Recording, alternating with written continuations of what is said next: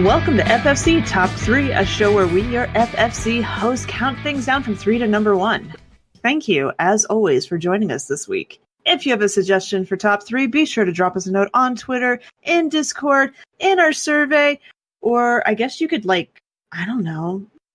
Smoke me signals. someplace. Smoke signals, yes.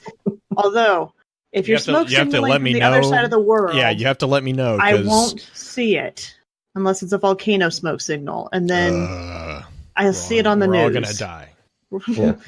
We had a cosmology pre-show lesson from Blue, the scientist. Yeah, it's amazing what happens when you have a 6-year-old in the house. I mean, TV shows are educational and fun, and sometimes a little disturbing. It's just it's fine.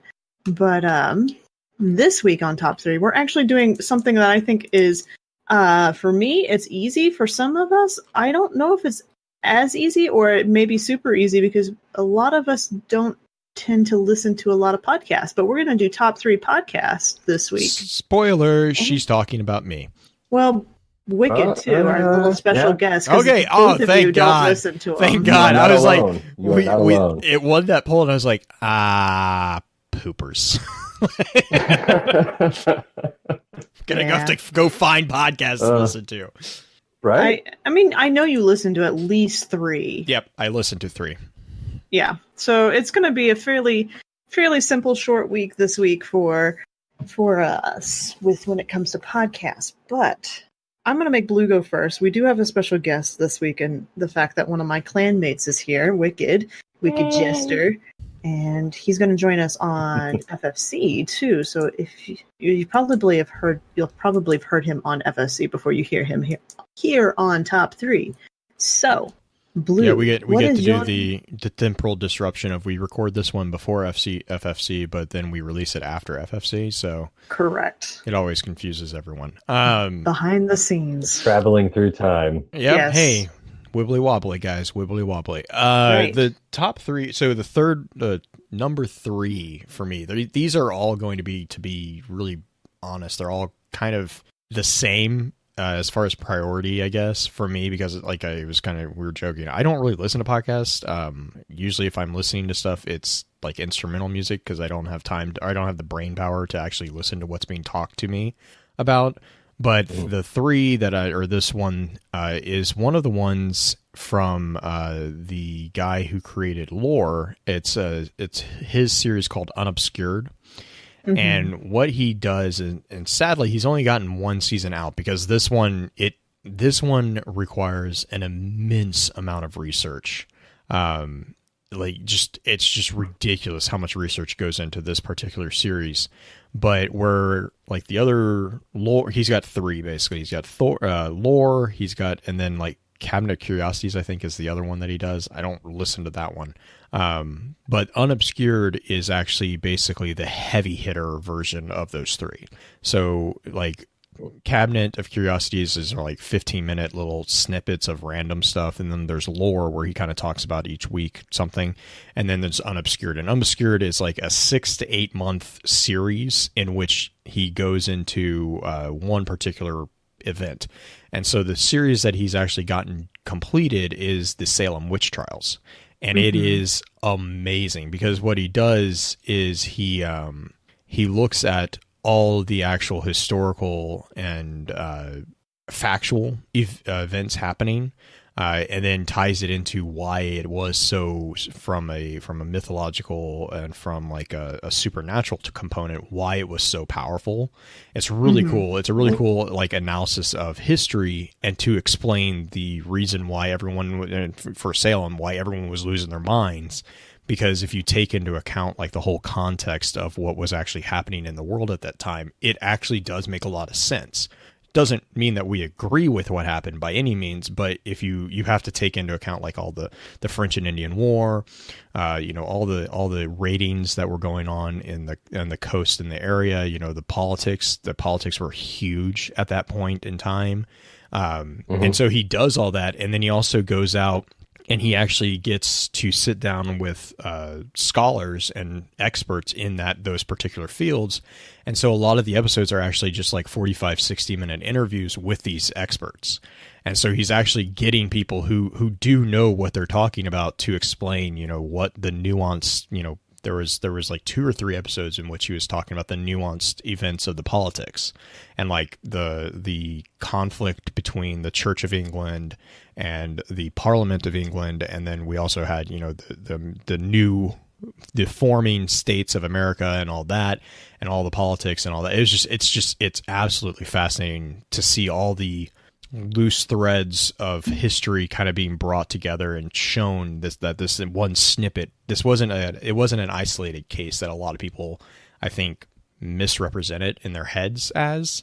And that's kind of what the point is he's trying to make those things not as obscured, hence the name Unobscured. But yeah, so that was that's my number 3, I guess. Nice. Wykid, what's your number 3? Okay, so again, just like Blue, I'm not one of the big time podcast listeners. I do, however, enjoy talks about philosophy, especially that whenever it's revolving around social issues, social interactions. Philosophy Bites. Oh, those are good.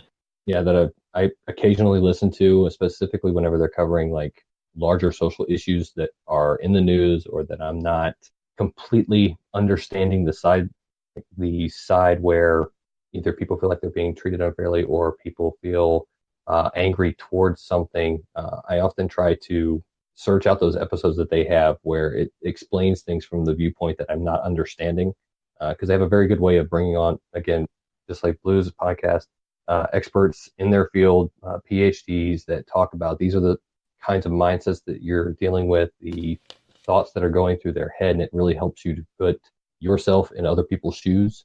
So it really expands your ability to, I guess, relate with the people around you in the world. And I think that's probably the reason why it attracts me to the episode, or why it attracts me to that specific podcast.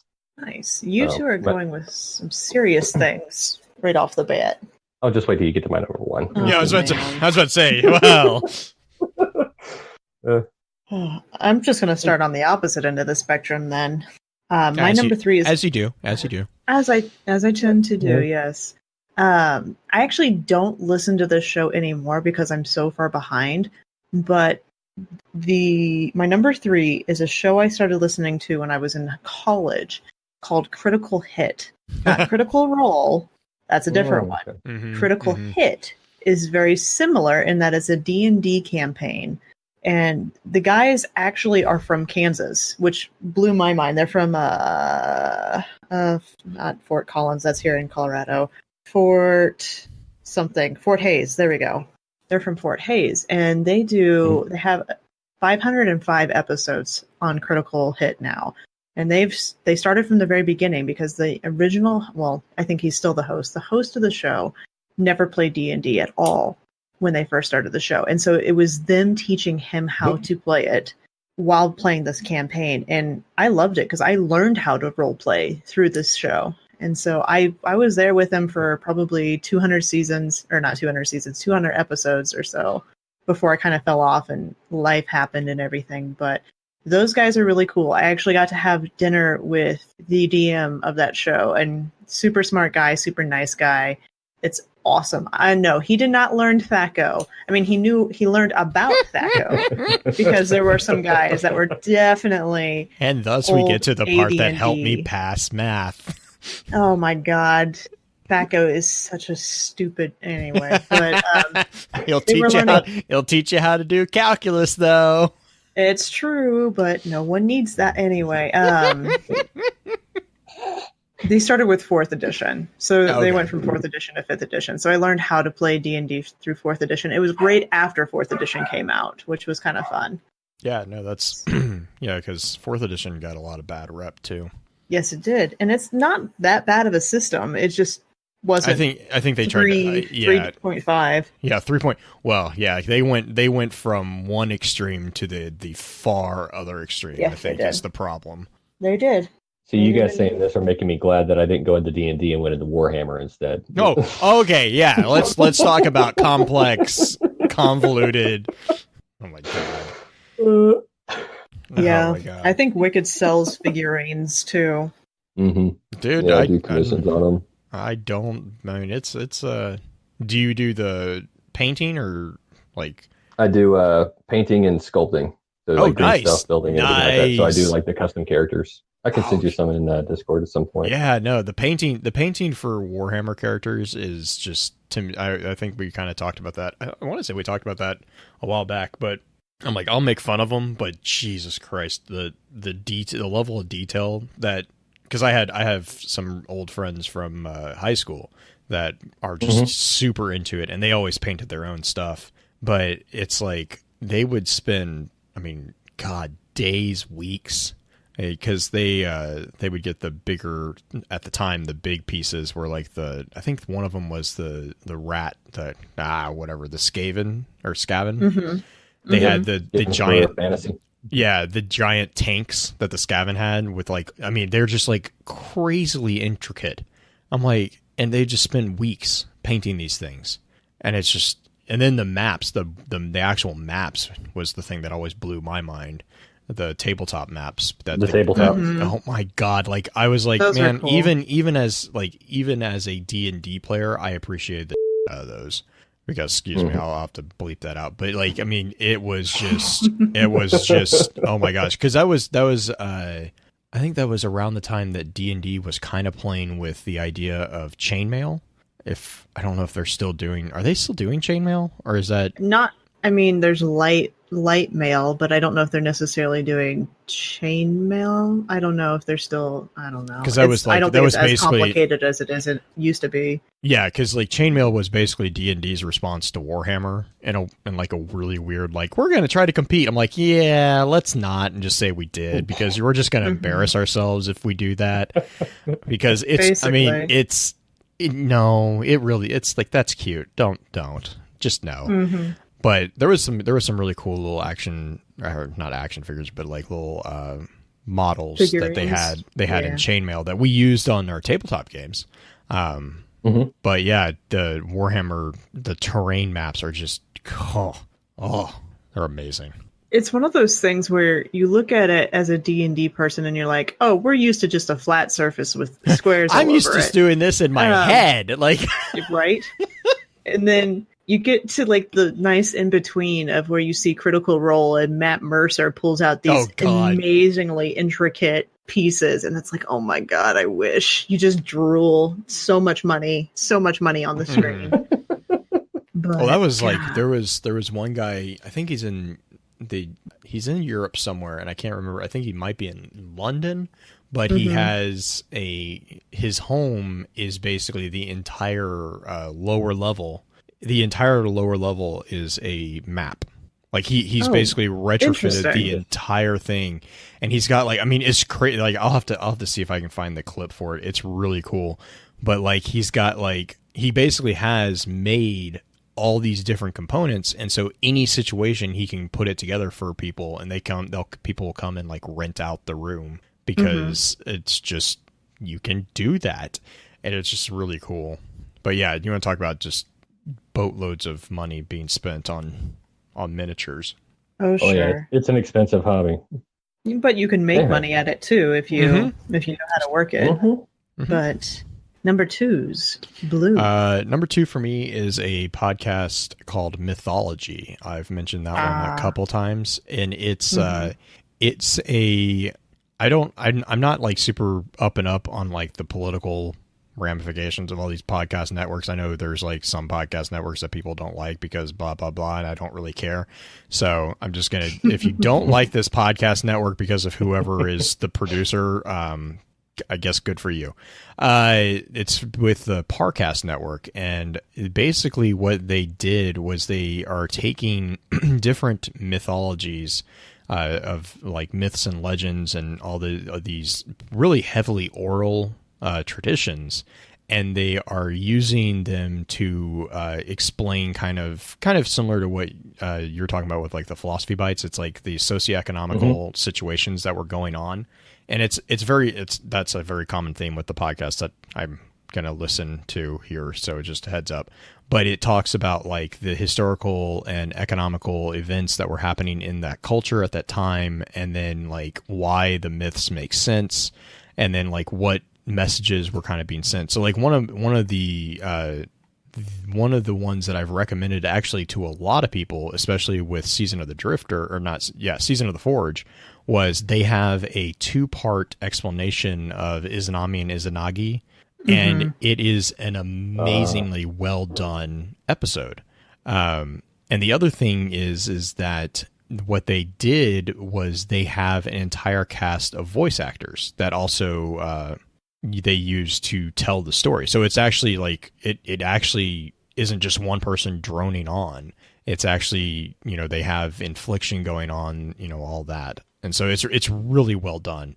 I'm trying to think they had the Izanami Izanagi one. They had a really good series with Athena, where they are explaining when we were talking about Medusa the other episode. I think I actually linked it in the show notes. Their 2-part, or it was a 2-part episode on Athena, but the second one was talking about the creation of Medusa, and it took a alternate version of the myth that is not as popular, and they kind of use that because they select them based off the drama, right? They are trying to get a dramatic show going, so of course they're going to pick myths that the interpretations are a little bit more dramatic. But it's just really cool because with the team of voice actors that they have, they can actually get like the emotional impact a lot stronger. I really appreciate pretty much every single one that they've done so far. Nice. I like the mythology ones. I haven't tried that one out because I've looked for a few different ones that are. Yeah, it's a hit or miss. It is a hit or miss. It's a hit or miss. It really is. And I'll be honest, I'm trying to remember how I even stumbled on Mythology. I got in with Mythology, like I think they were on the 3rd episode. So I got in when it was like really kind of brand new, and from the very start, it has been. It's just the lady who does it does a really decent job at, she talks about politics, she talks about social issues, but she doesn't like it never gets like insulting towards any one particular feel. She stays she's very good at staying neutral, right, and not really biasing the conversation, which I actually really appreciate. But the other thing that it does is, again, it actually has like a full production company behind it. So, Pacific Northwest is another podcasting network that has a ton. So that's the one that does Rabbits and the Black Tapes, which those are really fun for like fictional type stuff. Rabbits is an amazing podcast, but it's not like when you say top 3 for me, the 3 that I have are actually because they have a bit of intellectual weight to them. Right. That has impact in real life. That's why I kind of gravitate towards them. And the other thing with the Parcast is because it's such a large network, they actually have full-time, or they have dedicated voice actors. I don't know if they're full-time or not. And that really, I mean, having a good editing team and all that, just to me really makes that polish just, I don't know. It just makes it a little bit more easy to listen to. Right. That's true with any podcast, I think, is if they're well produced, it makes a huge difference. And you can tell the ones that are done by, you can tell ones that don't have a production team and ones that do when the production team knows what they're doing. Because, that really is like next level stuff, in my opinion. It really is. All right, Wykid, your turn. Number 2. Okay, so again, please bear in mind my list is going to get very narrow very quickly. Destiny Unfiltered. Okay. Is probably my second one, and I actually just got turned on to it when Cole was actually a guest speaker on it. Yeah, Man at Arms. Oh God! So started listening. Yeah, it's his show. Him and Knife Fork Spoon, but I can't think of his other gamer tag. Gee, I just the fact that Man at Arms has a podcast is still, I'm still reeling from that. I was on it. I did an episode. I was about to say I weren't. Yeah, I was going to say I thought that was one that you had done. But yeah, so I've been listening to them and the hilarity that ensues there. Oh my God. But again, same thing as far as just a different viewpoint on obviously a game that we all love. And going into both gameplay, just the analysis of what people's opinions are on the game in general, a little bit of lore diving, a little bit of actually like looking at weapons and some of the changes that are up and coming at the game itself is nice thing to get alongside with what I'm probably going to be bringing up later as my number one. So please don't hate me. But yeah, it's really good to just be able to hear people cut loose with an expectation of, hey, things might get a little wild. And I think that's pretty much how he runs his channel. So I mean, you'll again, Man at Arms, Man at Arms. Right, yeah, it is Man at Arms. So you'll get to meet him. He's everything you hope he is. Awesome, good. I just remember him explaining his Satan video. Oh my God! That was before I really kind of put two and two together. I was like, I don't even know who this guy is, but he's my new best friend. He was following us around at Guardian for a little while. He's my new best friend. Oh my God! Right. I'm dying. Yeah, and I have it on from him that he's going to redo his Dune Marchers video because Dune Marchers coming back out. Oh my God. He was the one that during the panel that we had, he was like, "So what is your opinion on Myelin ruining the lore community?" And it was like everyone in the room was like, what? Because he works with Myelin. For anybody who listens who doesn't know that Man at Arms and Myelin are good friends, they're good friends. And then I think Log was putting him up for it. Like, I'm so sure. You have like the entire Australian community like ragging on Myelin, just egging him on. Oh my God! There was. I think he was also trying to trick people into a podcast interview in a bathroom stall. Yes, which was oh my God. Oh God, it was. He may have asked me as a joke to do that. I'm like, dude, what? I love him. Oh my goodness, he's such a good person too. That's the one thing I love about him is like, for as crazy and wild as he is honest to goodness, just a good person. If you ever get a chance to talk to him, just do that. You won't regret it. My number two, and I will have to say that most of my top two are very popular, so it probably won't come as too much of a surprise for many people who kind of know me a little bit. But my number two is Stuff You Should Know from HowStuffWorks. So fun fact that ties into my number three, because that's Aaron Manky actually, I think that's who it is. They teamed up with him to help produce Unobscured. Yep. And it's a very similar format. The HowStuffWorks network in general has really good podcasts for all sorts of different things. Like Stuff Your Mother Never Told You is fun. And they go into all sorts of different things, whether it is how trampolines work or the history of trampolines or how crystals work and anything from metaphysics to whatever they do. Do they explain magnets? Because I'm pretty sure that's just magic. If I looked through their history, I could probably find something about magnets. They also do like Halloween themed ones. So every year at Halloween time, it's so good. They did a War of the Worlds themed one year in a very similar style. I don't know. I love those guys. They've had a few different hosts come and go, as you do, and it's just fun. It's just fun information and fun joking times. It's great. Which brings us to number ones, Blue. So like I had mentioned, actually, my number one is Lore. It's another one done by Aaron Manky, and it's one of the ones, I think I started listening to that series around episode, I want to say like 60, and he's like he's in the high hundreds, if anything. Like Lore has been around. It's actually a really crazy story. about what all was made, what basically that entire podcast has made possible for this guy. It's like, it's a really cool story. But one of the things is like, he's gotten booked. He's an author. So Aaron Manky is an author, and he started doing lore podcasts as a kind of like a way to get out of his own head, kind of, I think, is if I remember that correctly.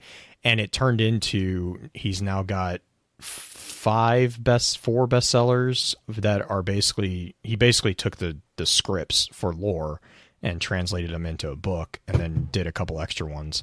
And then now he's also got, I think they're on season 2 or 3 on Amazon Prime. They have a TV show. And so it's just like, it's just been absolutely insane watching this thing blow up for this guy. It's really cool, but it's also just really well done. Like, it's really just amazing. Or 116. Thank you. So nice. 116. So not as high as I thought, but it's, I mean, when you start, like, if you start listening to it from the beginning, which I really strongly advise for this one especially, it was really good quality at the beginning, and then he was doing it pretty much all by himself. And then he got a team, and it's just, I mean, again, you know, he's got 3 podcasts now. So it's incredible watching and listening to how this thing has grown for this guy, and watching how the quality has never really, in my mind, suffered from the increased demands of his time. And it's just, to me, that's really cool. He still has, you can tell that he still has all the passion that he had from day one, almost, if not more. And that, to me, that's to me, especially when you're talking about stuff like mythology, you have to have that passion, because it's really the driving force of digging into some of these things. Like, there's not a guide for some of this stuff. You have to have the tenacity to go through and do some stuff, or do some research. And he is always really happy. He's also really good at interacting with people, which is crazy. If you're on Twitter and you tweet at his, at the lore, Twitter account, there's a good chance that he will respond to you. Like, and it's really cool to see that level from something as just crazy popular as that is. It's kind of like the Critical Role guys. Like, they're very good at, you know, keeping in touch with the fan base that they have, which again is just one of those things that's just like a really cool little additive to it. He'll answer questions. Like, it's just really cool. Like, some of the conversations that I've seen on Twitter with his team now. I like it. It's hard to find hosts that are like that. He can get his Twitter account can get a little fun. Like, he'll get into disagreements and stuff. It's really it's pretty cool. Wykid, what is your number 1? Okay, so again, you guys are pretty much my number 1. Focus Fire. Oh, cool. Nice. Yeah, you know, I feel like I kiss, you know what, on for saying that, but. And You're welcome. I was like, please put me as the last one to go. Never mind. All right. So essentially, I got turned on to Focus Fire. I had been, when I first joined with the pursuit of the lore community, joined up with Byfon, watching his videos, the rest of his community, then moved on with Beard, occasionally dabbling in a few other lore masters that were out there. And then when I met Cole, she introduced me to, or actually, was it Cole that introduced me to you, Green? Yeah. Well, I mean, technically, to the lore chat. The Discord. Well, to lore chat. Discord chat. Well, yeah, that was back in the RP server that we were in. Yeah, so we got introduced that way, and then I found out about Focus Fire, and at that point in time, I think Bife's videos had kind of died down a little bit, and he was kind of in a little bit of, I believe it was during that little season of funk that he had. Mm-hmm. So I was looking for kind of a different avenue to take as far as picking up my lore stuff. And when I came across Focus Fire and I started listening to you guys, I definitely, I actually found myself like getting drawn in, because not only did you have the chat going, obviously, as most Twitch streams do, but the interaction with the chat was different than watching YouTube videos. It was my first real introduction to any kind of like an interactive podcast. So that's why I kind of got more heavily involved with it, definitely took more interest in it, because it was an interaction with the chat. It was very in-depth analysis of things that I was very passionate about, that I cared a lot about and wanted to learn more about. So to see that, the chat was being entertained and that you guys also shared a passion for it, that's what kind of drove me into getting more involved in it. So that's why FFC is my number one. Nice. I feel special. You should. You guys earned it. Thanks. You guys doing an excellent job here. So Blue's earned it. Blue's been here longer than the rest of us. Well, yeah, longer than me. You're all trapped in here with me. Yeah, that's accurate.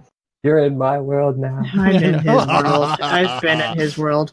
I share the pain that Anna shares. I was about to say, I feel everyone should be sympathetic to Green for that alone. And being in the chat with Blue for, what are we going now, 3 years together? I don't even know how many years we've done this together. Yeah, I don't even know. I think FFC's been 4 years, I want to say. 3? No, I don't even. I think I started a year after you guys did. Yeah, I started a year after you guys did. It's been an interesting long road. Lots of different things coming and going, lots of new faces, lots of fun things, lots of hard things, hard conversations too. It's been interesting.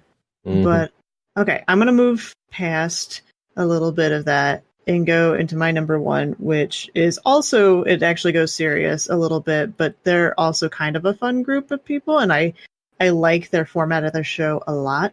And it's a show that started in 2016. And actually, it may have started in 2015, I believe in like November of 2015. And it is the NPR Politics podcast, which I'm sure makes everybody cringe when they start listening to this. But the people who run this show, they talk politics. Yes, they talk about the president. They talk about going on in the world, and I'm sure you're going to bleep that too. Yep, they talk about all of that, but they talk about it from various perspectives of reporters in the field, not only reporting on the different things that they're seeing, but kind of laughing about some of the silly things, and they have fun with it, which I really enjoy. It's not doom and gloom all the time.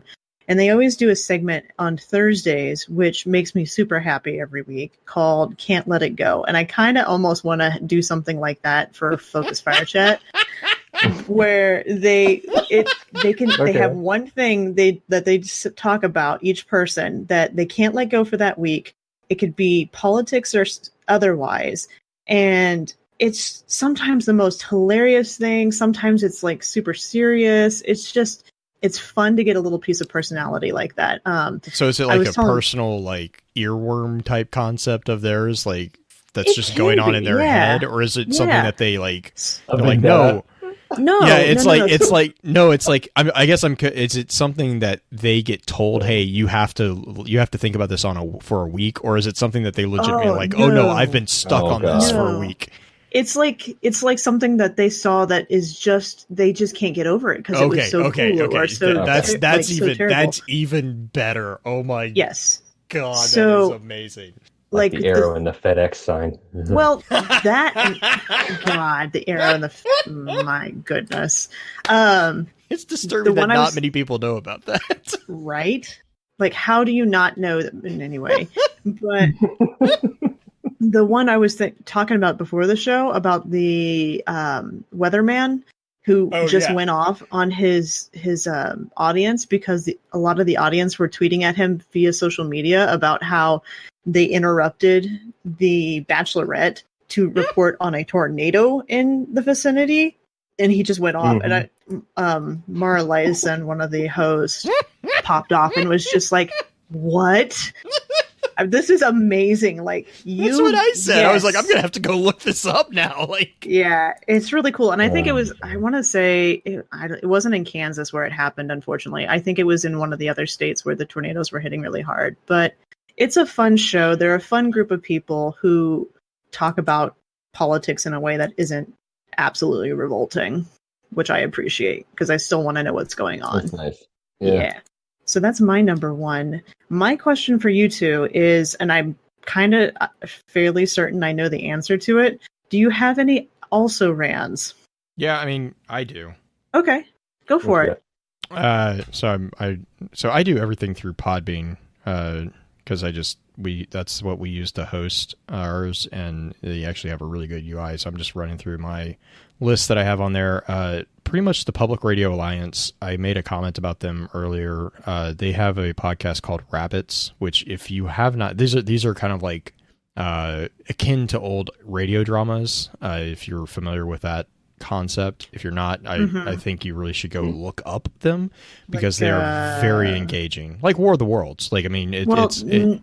The Veil? Nighttime at Veil or something? Yeah, The Shadow. I can't remember what it's called. You had, God, there was another one that I just blanked on there. But yeah, so it's basically storytelling through radio, and it was really big before, they had prominent or prevalent exposure to TV. But they did, so like Public Radio Alliance has the two that I absolutely adore from their network is Rabbits. Rabbits is just straight up amazing. It's just extremely well done. It's a AR type thing, so it's actually augmented reality. So it was, and it's hard to listen to like today, because you kind of know that it's not, but when they're in the middle of releasing it, and I think they just announced that they're going to be starting up I think a third season, so I'm actually really excited, because I'm actually going to be able to listen to it in the live cycle, which I found Rabbits at the beginning of this last year, and it was already wrapping up, and so by the time I got to the end of the series, it was already done. So you kind of already knew where the conclusion was coming from. And so going into it with the potential of having a season that I'm going to actually get to experience it as it's released, I'm really excited about that. But yeah, so Rabbits, and then the other one from theirs that I just really, really enjoyed was the Black Tapes. Similar concept. They do a really good job with those two, with actually, I think Public Radio Alliance, I think this is kind of a common thing with their network, but they do a really good job of really blurring the lines on what is actually happening and what is actually fiction. Because the entire concept with Rabbits and Black Tapes is conspiracy theories. Right. And so it's like this really, and it's just masterfully done. And then they also have, again, a dedicated team of voice actors. So there's actually, like Rabbits especially, it's like the live journal basically of a researcher. So she's actually recording things as she's doing them and as she's researching them. So it's kind of like this recording of her thought process, which is just really cool, because you actually get into the head of this character, and you actually you actually have a connection with her inner workings, if you will. And the real reason I found Rabbits was because, and I feel terrible because I cannot remember the name of this podcast, but there was a podcast in which it was a similar concept to, and I'm blanking tonight, so this is going to be a fun one. But there was a movie recently or pretty recent, a couple last years, that was the one with the giant half circle that's floating. The aliens are the communication. Oh God. It's not Contact. It's I'm not sure. I think I've only ever listened to one radio drama. No, this is a movie. This is a movie. I'm gonna go. Oh, gotcha. And I'm gonna real quick see if I can. Well, while you're looking that up, I'm gonna Arrival. Go through. Okay, there you go. So Arrival. The concept that's in Arrival, this podcast actually had a similar concept to it a few years prior to Arrival coming out, and so I got hooked on this podcast, and it's all about the infectiveness of language and how there was an actual infection from an alien source. Is again conspiracy theory, kind of crazy fiction world, and that entire thing turned me on to Podcast of That Bin, which is where I found Rabbits. I'm going to try to find the name of that podcast, but yeah, those are two that just really, really sucked me in, because the story was just so well crafted. I get that. Interesting. I listen to podcasts in a totally different way than you do in some ways, at least as far as your also rans. But my also rans are one that's nostalgic, which is Car Talk, obviously another NPR show. The Tolkien Professor, that one's really cool, because he actually goes all the way through and does lessons from the Silmarillion all the way through some of the not just the Lord of the Rings and the Hobbit, but some of the excess stories or the extra stories that he wrote. I'm blanking on a few of the names of them, but he goes through and he actually teaches a class on Tolkien at the college, and he records those classes and posts them as a podcast. Those are a lot of fun. Ask Me Another, which is I think it got picked up by NPR, but that's a quiz show that is geeky and silly and fun. And then my last one is Geek History Lesson, because I like listening to people talk about smart things, and if it's comic books or anything like that, and learning about the history of these heroes. I did not grow up reading comic books. There was no comic book store near me, because I grew up in the middle of Kansas, not even in the middle of Kansas. I grew up in Southwest Kansas. Let me just be real about that. Southwest Kansas is notable for really one thing, and that's just, if you look at the Google map of it, you see lots of circles because there's only farming going on out there. There's really nothing else, and it's very flat. So my heart hurts for you right now. Oh my gosh. It's so, I didn't grow up with them. I think my very first comic book was a Superboy comic book that I had picked up from Hastings in a town that was nearby. Like, we went to the bookstore and I found this and brought it home, and that was like the very first one I ever read, but I didn't get hooked on them until later, as far as like the stories of these characters. And so I really dove into the stories and whatnot. Farming and aliens. Yeah, that you're right, Black Flag. Aliens, that's pretty... Okay, short story, side note. I went to college in Wichita, Kansas, and my roommate my freshman year was from New York State, who had never in her life seen a sprinkler. Now, I'm not talking about a yard sprinkler. I'm talking about a farming sprinkler, which is generally about a quarter mile long, sometimes a little bit shorter. And there are flashing lights that are put on the ends of them. So, and they're all different kind of signals, whether or not they're different colors or different pulses. Those are all set by the farmers who own them, so they can identify their sprinkler lights from a long distance away and make sure that everything's still running okay. If the light shuts off, they know that something's wrong. They go out there and fix it. Mm-hmm. And so we're driving outside of Wichita for some reason, and she freaks out thinking that there's aliens all around us because all the lights, and we're not in the city. And I'm like, oh dear God. She wasn't even from New York city. She was from northern New York, where there's still farming. And I'm like, you guys just do it weird up there. But man, it was... I mean, it's life in a field. What else could it possibly be? I guess. It's just one of those things. Like, you grow up and you see these things all your life, and you don't think about how it looks to other people. And then somebody who's not from your world shows up and really just their mind is blown. Anyway, getting back to oh man. I was going to say, I completely understand with that one. Me and Kelly picked up a kid from the airport that was checking in to the base that we used to live in North Carolina. And the kid literally smashed his face against the side window of our car when he saw a deer, and freaked out like Godzilla was popping up out of the water right across the beach. He lost it and was like, oh my God, I've never seen a deer before, ever. And in North Carolina, they're all over the place. So like, they jump across the road, try to wreck your car and all that good stuff. But this kid literally almost, like, he slammed into my window so hard on my car that I'm convinced he almost broke it. Oh, goodness. Losing his mind. And Kelly was just looking at me like, what is going on? It's just, it's funny. But yeah, segueing, there's no segue back to Geek History Lesson. I enjoy those two. Ashley Robinson and I can't think of the gentleman's name. Jawin, I think, is his handle on Twitter. But they do a really great job of breaking down characters' histories all the way from Golden Age up to now in a way that if you were at a cocktail party, which is this is something they talk about each episode. If you were at a cocktail party where the information about Black Widow would be very important for you, you can impress your friends because you can talk about Black Widow. So Yeah, it's a fun show. It's probably it's one that I haven't listened to in a while, but it's one of those I do suggest to people who don't read comic books, at least an introduction to step into comic books. Anyway, that's a interesting top 3. That was a lot more interesting than I thought we were going to get with it. What do you think, Blue?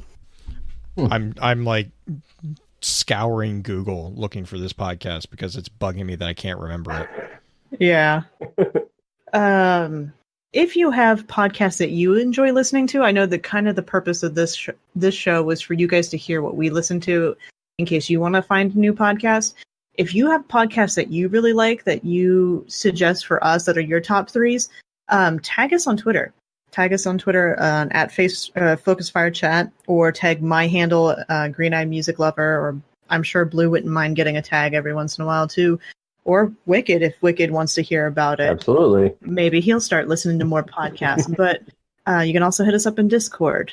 And Blue, I'm going to give you about 30 more seconds. Maybe this will be like a rage tweet later where you finally figure it out. And it's in all caps, I will be. It will totally be a rage tweet later because the thing is like this freaking. I don't even know if it was a podcast. I think it was. I don't know if they even released it as a podcast. I think it was an actual like audio file that I went out and actually found.